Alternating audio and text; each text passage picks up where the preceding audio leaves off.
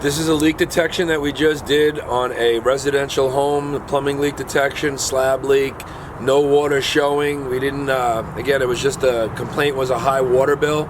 We did the leak detection, we actually cut it up, and we're gonna show you how we got it done. Check it out.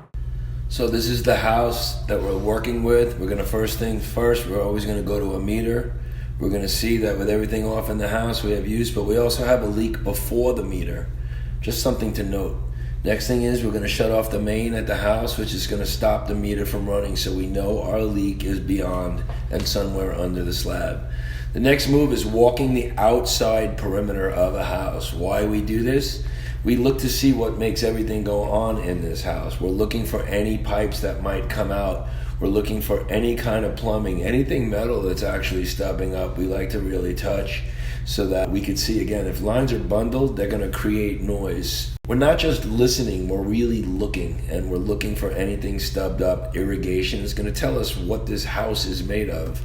Is there irrigation? Is there an autofill in the pool? Next we're going to do is we're going to hug the house. And when we say hug the house, we're going to stay on the perimeter of the house itself. We're going to look for any plumbing. Here we have a filtration system, and we have some lines that are actually stubbing up and going into the upper portion, while we have other lines that are stubbing down. Here is the irrigation setup. If we have a manual shutoff, we usually shut that off to see if it stops a meter as well. We're gonna touch all the hot water heater. We're gonna touch even electrical stub up. Sometimes they might be tied in. Here's where we're hearing our loudest portion of the leak. We don't stop there though. We keep walking and we keep looking to see what else could possibly be tied into this house plumbing.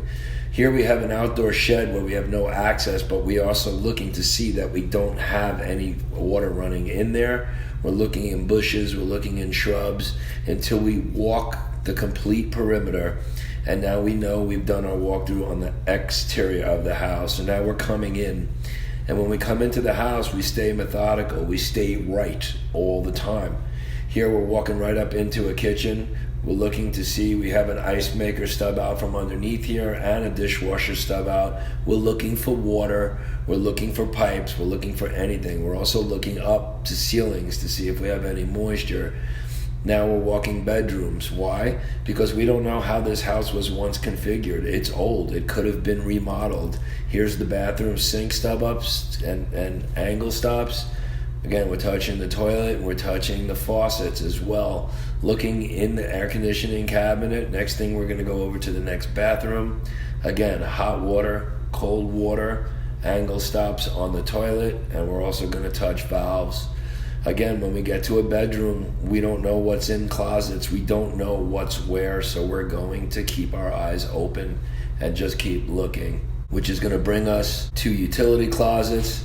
Again, we don't have our washer and dryer set up in here in a laundry room. It's a little peculiar, but that's the way it is. Next thing we do, we're gonna back up what we heard. So we always like to get two types of equipment on a leak. Here's what we're doing with the deck plate. Take a listen. You'll hear these leaks. It fades when we get further away, and we confirm that we're on it. Here's the actual leak when we cut the concrete open. Take a look. That's how we got this leak detection done. For more information, visit Leaktronics.com and always check out our YouTube channel.